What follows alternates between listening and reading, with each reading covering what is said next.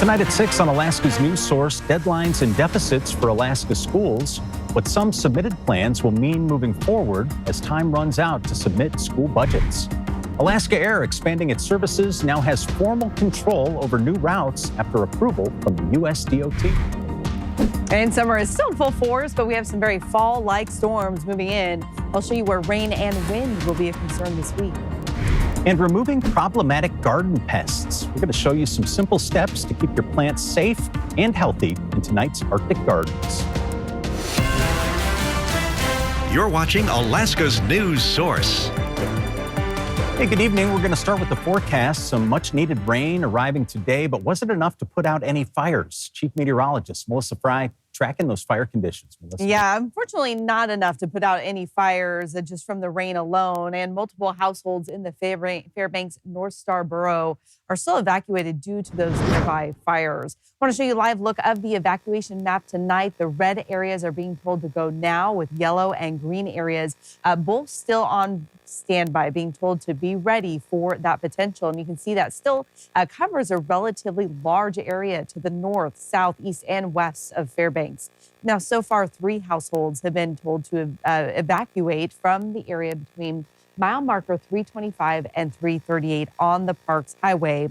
The borough's Emergency Operations and Management Department tells Alaska's news source that around 69 people do live in that area, but not much rainfall has actually come on to the fire to help those firefighters. The good news is that conditions aren't getting any worse and some containment has begun. Now, the Noel Wynn Library is offering clean breathing rooms for anyone struggling with the smoke in the area.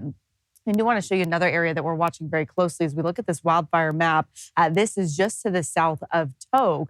This fire burning just 7 miles southwest of Togue, the 7-mile lookout fire, now nearly 4,000 acres. And we're not seeing any go notices in this area, but with those neighborhoods burning sitting just on the edge of where this fire is burning, evacuation orders are there for ready and set status. There are 131 personnel that are working on that fire.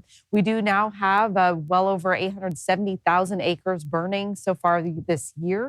249 are active, 7 new just in the past 24 hours. 18 are currently staffed. And that is the one number that continues to drop, the number of staffed fires, which shows you that we are reaching some containment. Temperature sitting in just the mid-50s in Fairbanks with some light rain rolling through the area today. 61 in Fairbanks, but the warm spot, that's Ketchikan, sitting at 73. Look at that bright sun still high in the sky. We are seeing dry and clear conditions for the southern parts of the state, but still seeing very wet conditions from the interior all the way out to the western side of the state, where we do have that high surf advisory in effect. It's rain and wind that is bringing those impacts to the coastal areas there. And a second storm system moving in from the south will also bring rain to south central about 24 hours from now.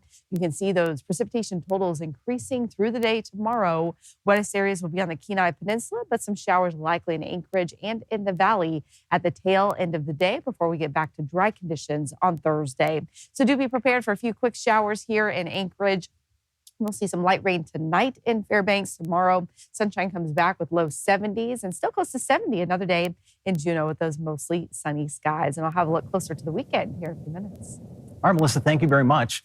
The Northern Journal reports that the U.S. Environmental Protection Agency is reviewing past federal decisions over the proposed Pebble mine.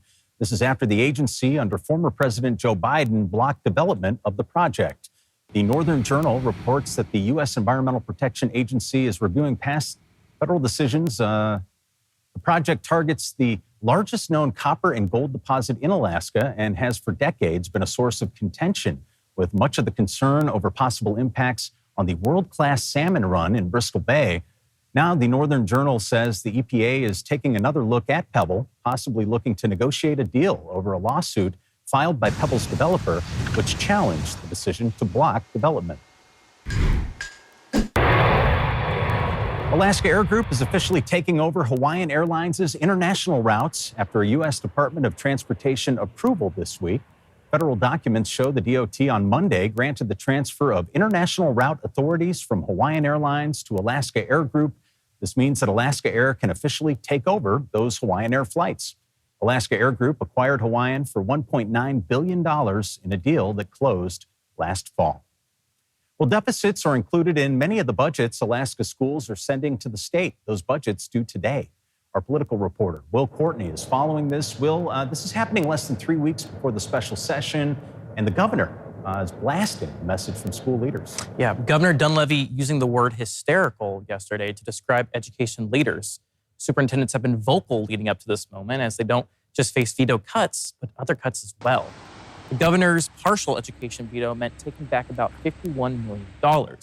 Now, we will see in the first 5 days of the special session if enough Republican lawmakers stay home to try and kill a potential veto override. At the same time, we're also waiting to see what happens with the state school board decision to potentially limit how much cities and boroughs can contribute to local schools.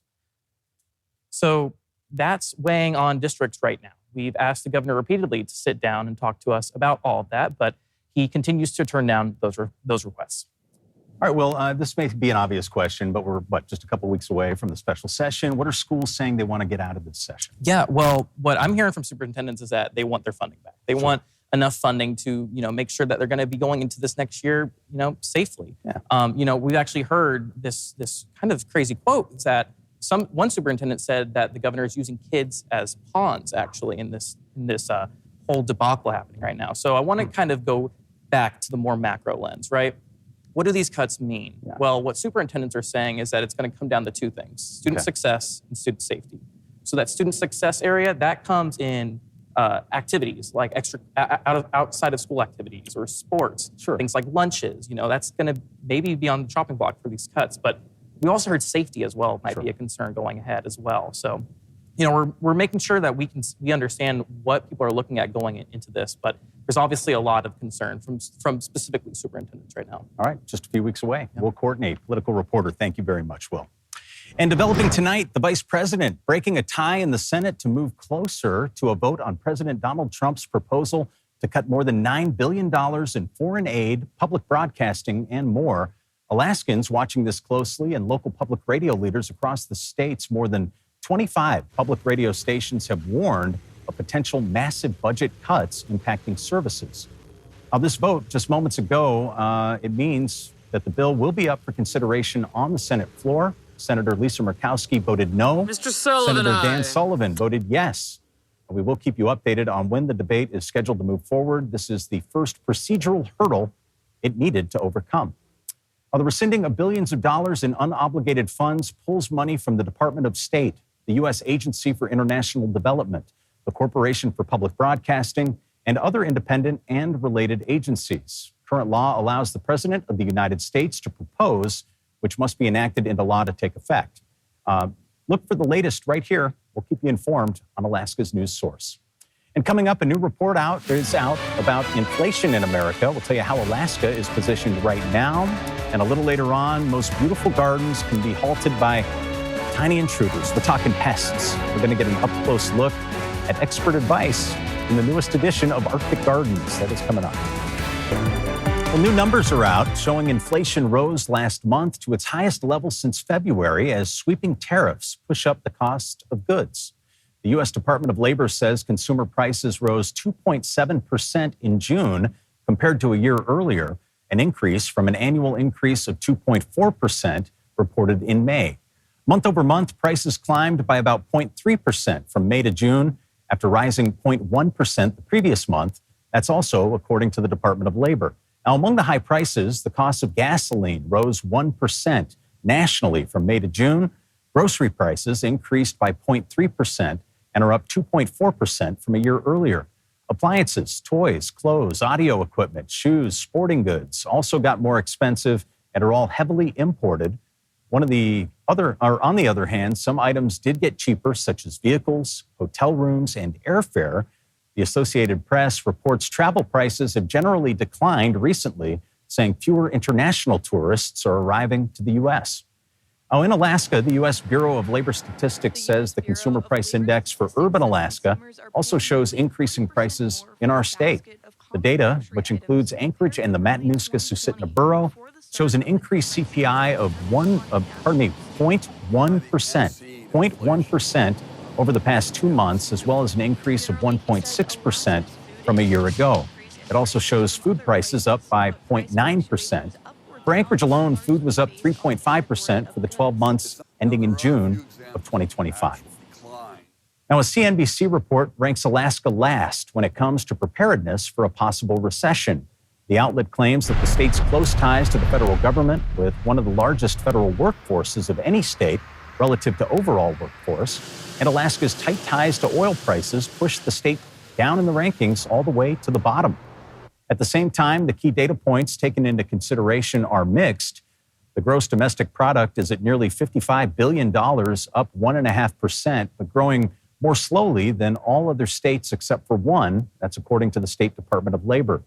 Alaska's debt rating and outlook, based on a Moody's analysis, is at a A-3 positive, meaning obligations are of high quality and subject to very low credit risk.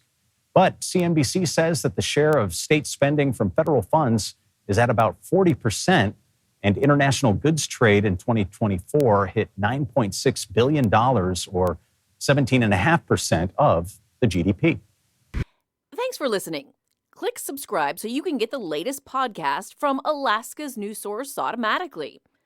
And stay up to date with breaking news and in-depth reporting available for free 24/7 with the Alaska's news source app.